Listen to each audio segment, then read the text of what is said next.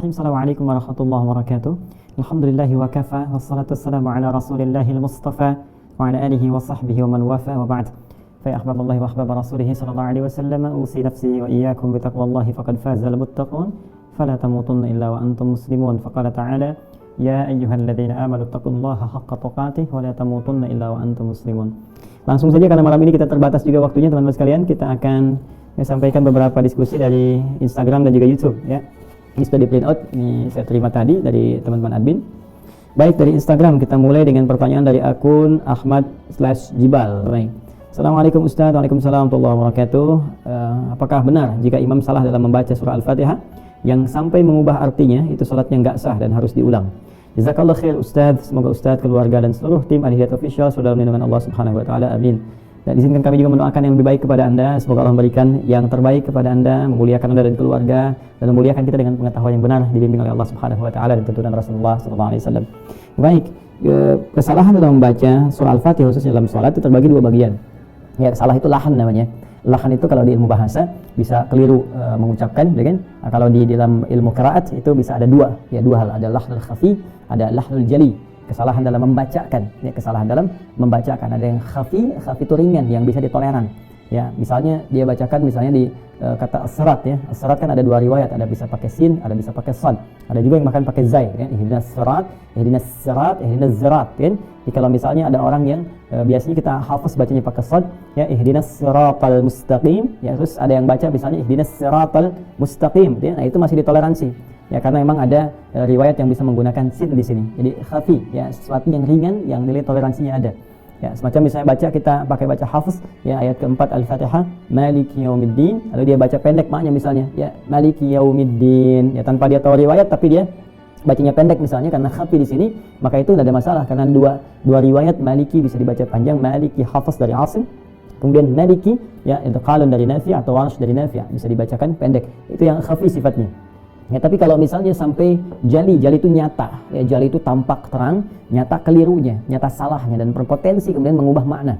Ya, maknanya bergeser bukan ke makna riwayat lagi yang melengkapi tafsir, tapi memang betul-betul salah gitu kan. Nah, kita contohkan misalnya ayat kedua yang alhamdulillahirabbil alamin, ya, alih-alih dibaca ain misalnya dia pakai baca hamzah, ya, dia menggunakan hamzah misalnya. Ya, di luar Al-Qur'an ya, di luar Al-Qur'an dia baca misal saja alhamdulillahirabbil alamin, ya kan? Dan dia sadar dengan pengucapan itu dia keliru ya, dan nggak mau merubah misalnya kan, bukan karena lisannya memang ada kekurangan dalam pengucapan walaupun yang lain makhrajnya benar, tapi di sini dia keliru ya, dan dia merasa benar dengan bacaannya itu keliru ya. Kalau sengaja diucapkan dengan menggunakan hamzah maknanya sudah salah ya. Alamin dari alam ya, alam itu ya, alam semesta, tanda. Kenapa dinamakan dengan alam?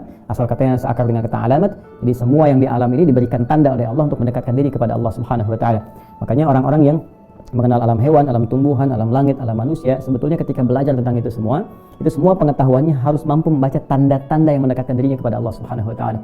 Yang disebutkan di Al-Qur'an, inna fi khalqis samawati wal ardi ikhtilafil laili wan nahari la ayatin liul albab. Ya, Al-Imran ayat 190 itu. Sungguhnya pada penciptaan langit dan bumi, kan, dan bergantinya siang dan malam. Anda lihat di langit, di bumi, siang, malam, tumbuhan, binatang, kan. Kenapa disebut alam?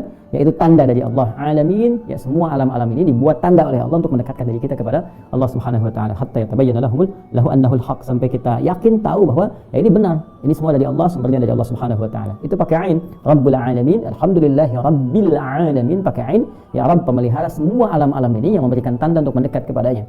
Tapi kalau pakai hamzah, Rabbul alamin misalnya, alamin pakai hamzah, ini alam artinya sakit. Ya, bisa Tuhan orang-orang yang sakit, perawat yang sakit. Jadi di sini sudah keliru. Nah, kalau dia mengucapkan yang demikian dan sadar memang dia salah dengan bacaannya itu dipertahankan, maka ini pun berpengaruh kepada salatnya. Ya, maka salatnya dinilai tidak benar, batal, mesti diulang. Atau kalau bermakmum pada yang seperti itu juga mesti diingatkan. Ya, mesti diingatkan apakah ini memang karena kekurangannya dia pada saat itu nggak sengaja ada di belakangnya. Maka dari itu tidak boleh sembarangan orang jadi imam. Ya, imam itu bukan jabatan prestisius terkait dengan dunia. Ya, tapi menentukan nanti kebenaran orang-orang yang sholat di belakangnya. Ya, hadis Nabi SAW mengatakan, innama ju'ilal imamu liutamma bihi fa qiraatul imam qiraatul ma'mum. Adapun imam itu dijadikan untuk diikuti, maka bacaannya imam itu bisa mengcover bacaannya makmum. Makanya nanti ketika seorang makmum kemudian dia berhubung dalam sholat, kemudian imamnya sudah mulai rukuk misalnya dan dia nggak sempat baca Al-Fatihah, ini kan hadis ini turun dalam kasus itu. Jadi begitu kita datang misalnya kan, qadarullah dalam kondisi masbuk, imamnya sudah membaca surah walam yakul lahu kufuwan ahad, kemudian takbir, rukuk nih, kita masuk, maka kita takbir langsung rukuk. Bagaimana status Al-Fatihah kita? Diwakili oleh bacaan imam. Nah, kalau imamnya salah kemudian mengucapkan tadi dengan yang keliru dan dia sadar dengan kekeliruannya, maka yang seperti itu berpengaruh kepada sholatnya, bisa batal dan bisa diulang. Maka dari itu tidak boleh memilih imam-imam yang tidak tepat dalam bentuk bacaan, tidak faqih dalam bentuk sholat dan sebagainya. Ya, karena itu tadi apakah jali atau khafi. Ya, kalau misalnya dia khafi bisa ditoleransi, kalau jali itu mesti diingatkan, diberitahu dan tidak dibenarkan bermakmum pada yang demikian. Dan dicari jalan yang halus ya, jalan yang halus dengan hikmah, ditunjukkan, cari guru, undang dulu misalnya orang yang bagus bacaannya, qari, atau misalnya ustadz-ustadz yang baik datang ke situ mengimami dan membahas tentang materi-materi keutamaan membacakan Al-Fatihah atau bacaan-bacaan salat yang benar. Biasanya kalau ada orang yang terbiasa jadi imam salah, datang dibenarkan, nah itu ada sesuatu yang kadang dorongannya tidak terima untuk dilakukan itu, maka datangkan pihak lain yang lebih alim. Ya. Dan semoga Allah memuliakan kita semua dalam kondisi-kondisi demikian. Kemudian kita teruskan masih di Instagram. Ya Allah Ta'ala alam bisawab. Dari akun Musi Metamormozi, ya. Assalamualaikum warahmatullahi wabarakatuh. Ustaz mau nanya. Waalaikumsalam warahmatullahi wabarakatuh. Musi mau jawab insyaallah.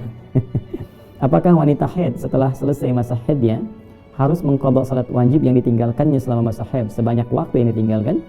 Mohon jawabannya Ustaz. Jazakallahu khair. Assalamualaikum warahmatullahi wabarakatuh. Waalaikumsalam warahmatullahi wabarakatuh. Semoga Allah memuliakan Anda, keluarga Anda, kerabat Anda dan memberkahi apa yang akan kita uraikan. Baik, terkait ini kalau teman-teman juga fokus ya kepada kajian yang pernah saya sampaikan dalam bab puasa, masih ingat di Sahih Al-Bukhari ada kitab ke-30 namanya Kitabus Shaum. Jadi kalau teman-teman mengaji Sahih Al-Bukhari itu ada 97 tema. Ya, di setiap tema disebut dengan kitab namanya, ya, dengan kitab pembahasan itu yang terkumpul. Setiap kitab ada subbabnya, disebut dengan bab, ya. Nanti kalau Anda buka ke-41, bab ke-41 di kitab ke-30. Jadi kitab ke-30 ini temanya nanti Kitabus Shaum ada subtema lagi. Subtema 1, 2. Nah, yang ke-41 ini adalah terkait dengan pertanyaan Anda ini. Qala Abu Zinad, Abu Zinad menyampaikan sampai ke kalimat dzalika annal haidha taqdi shauma wa la taqdi salata. Ya, bahwa di antara persoalan-persoalan yang dibahas itu adalah Nabi menyampaikan tentang seorang perempuan itu yang haid, tiba masa haidnya, ya, annal haidha taqdi shauma, dia akan mengqadha puasanya. Ya, jadi berlaku qadha puasa bagi orang yang perempuan yang tengah haid kemudian tidak berpuasa selama Ramadan, maka hukumnya pasca Ramadan dia mengqadha puasanya. Wala taqdi shalah, sedangkan salatnya tidak diqadha. Jadi perbedaan ada persamaan dan perbedaan antara puasa dan salat bagi perempuan yang tengah haid. Persamaannya ketika tiba waktu puasa itu, ya, maka orang haid ini tidak salat dan juga tidak puasa. Ya, rukhsah kepadanya pada saat itu. Ya, namun demikian kemudian setelah dia selesai masa haidnya, bagi puasa kasusnya dia qadha puasanya, yang wajib tentunya bukan yang sunnah, ya seperti Ramadan kemarin, sedangkan salat tidak berlaku qadha untuknya. Ya, kenapa Ustaz? Banyak ulama menyampaikan. Pertama ya jelas hadisnya dari Nabi sallallahu alaihi wasallam jelas ya disampaikan di sini. Jadi kalau ajaran agama itu pertama dilihat berdasarkan kepatuhan ketaatan kita kepada petunjuk-petunjuk Allah dan Rasul. Jadi kita iman dulu, iman dengan mengerjakan baru hikmah akan datang membimbing. Ya, setelah itu nanti hikmah membimbing logika kita. Apa diantaranya? Agama datang untuk meringankan. Quran surah kedua Al-Baqarah ayat 185, ya, yuridullahu bikumul yusra wa la yuridu bikumul usra. Allah menginginkan kalian itu mudah, nyaman, termasuk dalam beribadah, tidak menginginkan untuk menyulitkan. Karena prinsipnya ad-dinu yusrun wa la usrun, ad-dinu yusrun, agama itu membawa kemudahan, walaupun dalam ibadah memberikan toleransi kemudahan-kemudahan yang tidak menyulitkan. Ya, termasuk dalam sholat, nggak bisa kita berdiri, kita duduk, nggak bisa duduk, kita berbaring, demikian seterusnya. Kan? Ya, kemudian wala usrun, dan tidak menyulitkan. Nah, dalam konteks ini Anda bisa bayangkan sholat kan dikerjakan sehari 5 waktu. Ya, bagaimana seorang perempuan yang tiap masa siklus haidnya itu kan setiap bulan datang. Bagaimana kalau kewajiban qadanya berlaku dikalikan berapa kali? Ya, misalnya dalam sehari 5 kali, dikalikan kemudian dalam sepekan misalnya ada 35 kali dia mengulang, teknisnya seperti apa dan sebagainya. Maka dari itu Nabi memberikan petunjuk bahwa rukhsah bagi perempuan yang tengah haid kemudian ketika dia tidak bisa menunaikan salatnya, ya karena memang kondisi fitrahnya. Hukum berlaku di situ. Maka berlaku kaidah dari Nabi sallallahu alaihi wasallam dalam hadisnya, "Idza maridal 'abdu aw safar kutiba lahu mithlu ma kana 'alaihi muqiman." Sahih, kalau seorang sedang sakit ya dan haid dikiaskan kepada penyakit yang menggugurkan karena tidak ada kemampuan, karena ketidaksuciannya untuk menunaikan ibadah. Ya, kemudian setelah itu ya seperti juga orang-orang yang safar, kadang-kadang dalam beberapa kasus tertentu dia tidak bisa menunaikan dengan sempurna. Dia ada yang qasar, ada yang jamak dan sebagainya, atau bahkan yang biasa puasa dia enggak puasa sunnah. Ya, kutiba lahu mithlu ma kana 'alaihi muqiman, sahihan. Maka berbahagialah orang-orang yang memang diangkat rukhsah karena ketidakmampuan secara fitrahnya demikian. Maka ketika dia dalam keadaan sakitnya atau haidnya dia mendapatkan pahala seperti kebiasaannya saat dia sehatnya. Makanya saya sering katakan pada perempuan-perempuan yang haid, muslimah yang haid, ya sebelum masuk haid itu di masa sucinya perbanyak amal ibadah. Ya, baca Qur'annya, sholatnya, kemudian sunnahnya, ya dan sebagainya. Itu nanti saat haidnya dia mendapatkan kebiasaan pahala dari rutinitasnya, ya rutinitas saat dia sucinya. Jadi masya Allah banyak sholat sunnahnya dapat pahala tuh. Ya, dapat pahala. Nanti ketika tiba masa sucinya kembali, dia qadha yang boleh diqadha seperti puasa. Ramadan kan datangnya sebulan sekali dalam setahun. Ya, sebulan itu maksudnya ibadah dalam sebulan, sekali dalam setahun. Ya, jadi kita katakan sekali setahun, ya mungkin itu lebih tepat kalimatnya sekali setahun dalam masa sebulan. Misalnya ada berapa periodik di situ yang tidak menunaikan puasa karena haid tiba. Misalnya 2 pekan kah itu, atau 10 hari kah, atau 13 hari kah. Kemudian dari 13 hari dibagi 11 bulan berikutnya. Lebih ringan kan? Ya bisa sebulan 1 kali saja, ada yang 2 kali di situ kan ringan. Ya bayangkan ketika sholatnya harus diqadha berapa banyak dilakukan. Ini rukhsah, keringanan dari Allah Subhanahu wa taala. Jadi dzalika annal haidha taqdi shauma wa la taqdi shalah. Jadi perempuan yang tengah haid itu dia cukup mengqadha puasanya, tidak mengqadha salatnya. Itu jelas ya? Itu dari Nabi, bukan dari hadis riwayat ya. Jadi semoga Allah memuliakan kita semua. Jadi saya kira demikian jawabannya.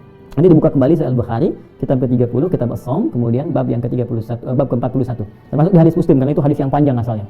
Hadis yang panjang. Jadi kalimat Nabi yang min nuqsani diniha, dari hal-hal yang diringankan Allah Subhanahu wa taala kepada perempuan, ya.